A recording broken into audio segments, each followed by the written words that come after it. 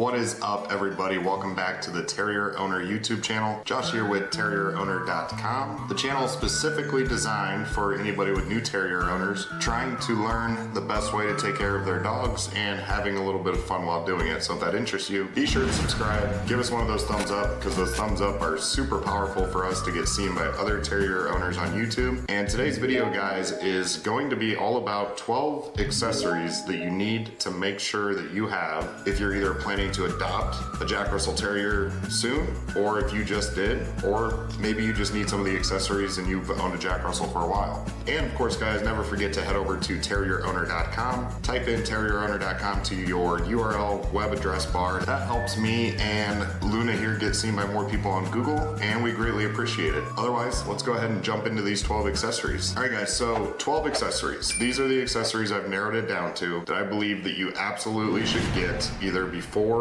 right after, or at some point early in the process of getting yourself one of these Jack Russells. They all serve a couple different purposes. Every accessory that I mention, I will link to the specific accessory in the description below so that you can go check out the one that I recommend. Otherwise, just assume that it's a general accessory when I'm talking about it. But again, my specific recommendations will be in the description below. But let's kick it off with number one, which is a crate. Guys, you absolutely need to get a crate. It should be something you get before you even head to adopt your dog. That way you have it right when you get home. Crate training is so effective for potty training, separation anxiety. I have a video completely dedicated to it that I will also link for you in the description below, but it is something you absolutely cannot overlook. When you leave for the day or when you go to work, or if you just want to run out and get some groceries, a crate is going to save your life, so make sure you get that first. Number two, guys, is pretty basic, but make sure that you get a leash right off the bat. I would also recommend that you get a pretty short leash because these dogs are known to be kind of stimulated pretty easily when you take them for walks. They are going to get excited if they see a squirrel or any other kind of animal out running around. Could be somebody on a skateboard, rollerblades, on a bicycle, even vehicles. So don't have this leash that extends, 30 yards where they have a ton of leeway to pull. I would go with like a retractable leash where you can let out some of it or pull it back in if you need to, but make sure you get that. Which leads me right into number three, guys, which is a body harness for these guys. It'll just clip right around their belly, over their back, and then you can,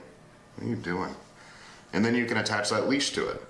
That's gonna help immensely with the pulling as well. When it's actually clipped onto their back like that, their ability to pull is reduced dramatically. So leash and harness are number 2 and 3. Or burp. I'm not sure what that was. All right, guys, number 4 is a clicker. If you don't know what a clicker is essentially just a tiny little handheld button, so to speak, that makes an audible noise. The reason I recommend getting one is because it's super effective with this dog for training. You would want to either watch a video on clicker training on the channel or go to my blog that kind of breaks down how to do that, but the clicker itself is awesome to give them a noise that symbolizes that they're doing something correctly and then giving them a treat as a reward after. Again, that's a different video, otherwise this would turn into a very long video if we went into that. They cost like $1. Super cheap, make sure you get one of those. And you can't have a clicker if you don't have quality treats. I've done videos about this in the past. The treats that I use are the Zook Minis. They are awesome for clicker training, they're tiny. So the reason I like them so much is because you can give them more of them in a short span. It makes it so that you're not,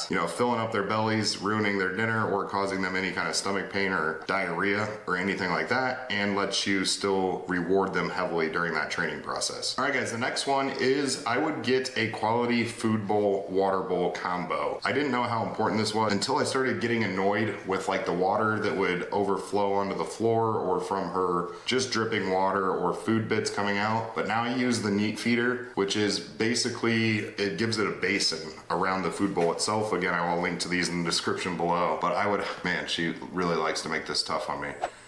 Make sure you get something like that because it will save a ton of messes from the food or the water when they drink or eat. Definitely worth it. Guys, the next one is just have a plan for some quality food. What you want to feed your Jack Russell is completely up to you. If you want to go with a high quality, like meat diet, no problem with that. If you want to go with a wet diet, that's fine too. If you want to go with a dry food diet, which is what I use, no issues there. So this isn't a video really meant for the argument on which diet is the best for them, but have a plan for food. Typically, you'll want to stick stick with what the breeder is already using. So have a conversation with them when you pick up your dog. That's gonna save you from any potty issues from changing foods or making them feel a little sick. But having that plan ahead of time is gonna save you some headache. And keep in mind, just like I've talked about in some of my other videos, these are kind of picky eaters, these Jack Russells here. So maybe the first one isn't gonna be a home run for you and you're gonna have to try another one. It happens, it happened to me too, but have a plan for that. All right guys, the next one on my list is a plethora of toys. I would say my son is better at interacting with her with toys than I am. He loves just getting them all out of like our little toy bin, toy basket, or now we even have like a shelf and a closet that he can get them out of. But have a bunch of different toys. Experiment with what your Jack Russell might like or may not like. Some of these dogs love things like tennis balls. Others love like the rope toys or the little toys that they can easily kind of shake their head back and forth and, you know, viciously brutalize quickly and tear up. They're gonna all have their own preferences. Even though it's the same dog, they have unique personalities. So get a bunch of toys, have a basket of them and have them ready. This is gonna save you from getting your own stuff chewed up. It gives you something to replace negative behavior with. And this dog has a lot of energy. So having something that they can constructively do that they should do is gonna benefit you in the long run. What you chewing on?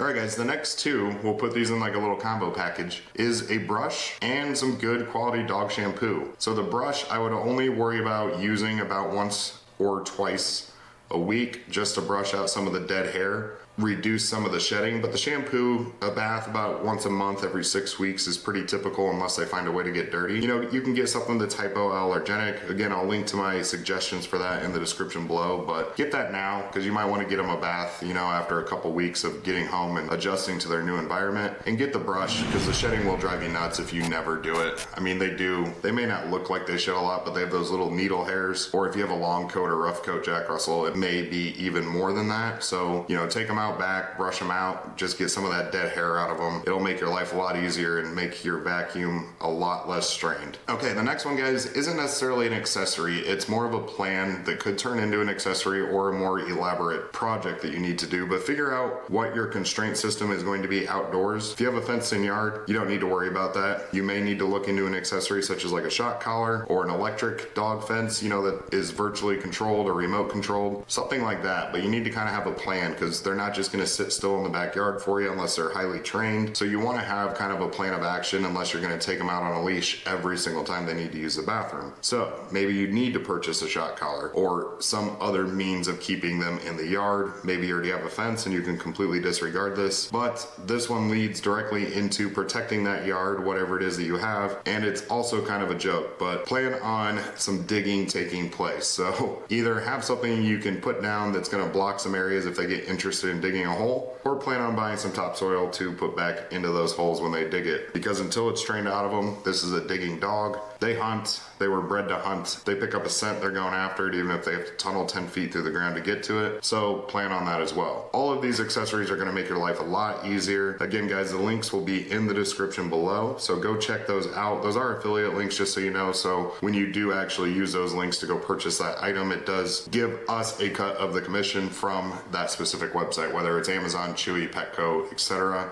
We don't care if you use those links. If you want to go independently search, no problem there. We just want to be transparent if you do. Outside of that, guys, like we always say in every video, be sure to visit terrierowner.com. Type that into your web address bar, TERRIER owner.com. Helps us out so much. Get seen more on Google if you go navigate around some of our blog posts about owning these dogs. Same thing with the thumbs up. If you haven't done that yet on this video, that thumbs up is more important than us, than a subscribe, than comments, than any of it. The thumbs up is one of the most powerful YouTube algorithm gestures that exist. So if you want to get back to me and Luna here for putting these videos together for you, give us a thumbs up on the video, subscribe to the channel, check out terrierowner.com. Otherwise, guys, we will see you in the next video. We appreciate you stopping by, and take care.